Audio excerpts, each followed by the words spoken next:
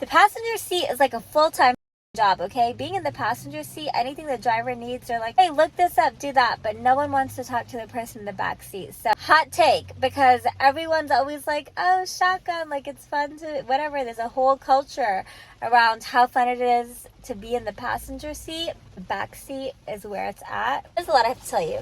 These sunglasses, I just thought that they would make my hair look better, but it's raining outside, so I feel like they'll just come off as fake now.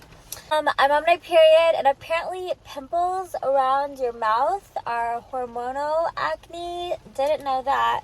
I keep really good energy, you guys. Like, I don't let anyone in my circle if they mess with my energy. People always ask me, they're like, Afi, oh my god, you have such clear skin. Like, my skin, this is just period stuff, I think. But besides that, skin is really clear. And the secret is checking your energy, like taking care of yourself, putting yourself first. Like, one of my favorite quotes is, you take care of you for me, and I'll take care of me for you. So the best thing you can do for other people is to be selfish and take care of yourself, because you can't pour from an empty glass. If you have a bunch of people in your life who you're trying to, give to and help out, but you're not taking some time in your day, whether it's 30 minutes, whether it's an hour, to just check in with yourself. I feel like the best time to do it is in the morning. That really allows you to kind of center yourself. Just check in and think like, okay, am I feeling stressed? Am I feeling happy? Am I feeling sad?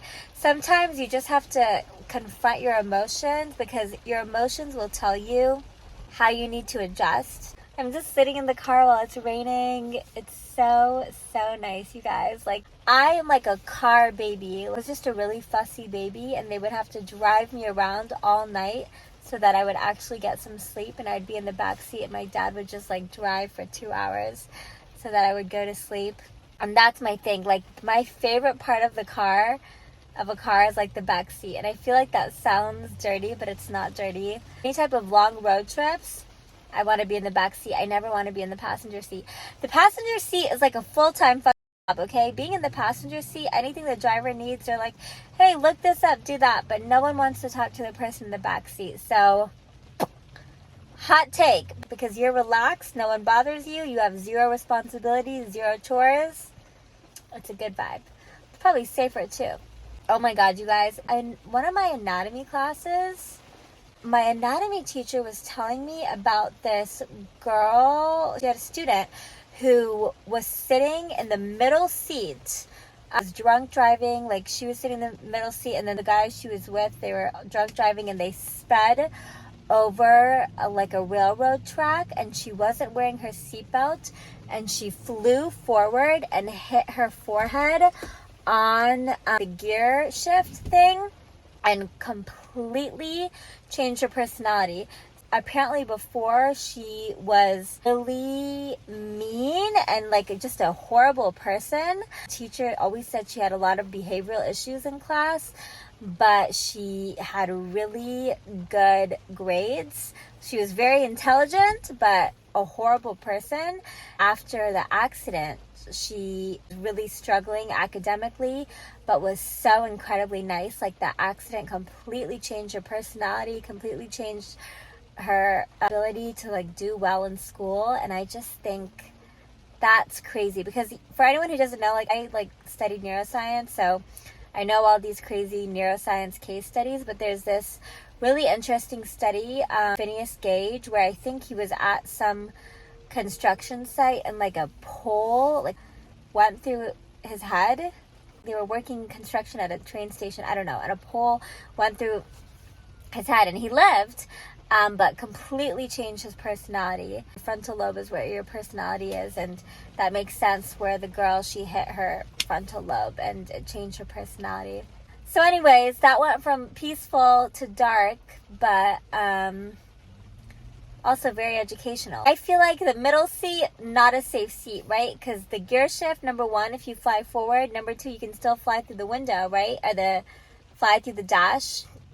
I don't know, what do you call it? The windshield, the windshield. But like, if you're in the back of one of the seats, I think they say behind the driver's seat, right? I think I'm just remembering that from an episode of The Office. I always like cuddle in a corner. I don't like to be in the middle seat. The middle seat's uncomfortable. I don't know why anyone would be in the middle seat, but yeah. Wear your seatbelt, kids. So here's the thing, you guys. I learn a lot. Like, I love dating different personalities and different people, seeing what they do really well and just like adding that to my tool belt. Do you guys know what I mean? Like, it's just like picking from a buffet of like superpowers, and you're just like, yeah, I'd like that one and that one. I'm someone who really has a lot of trouble saying no. Like, I've always been a people pleaser. I'm really, really nice.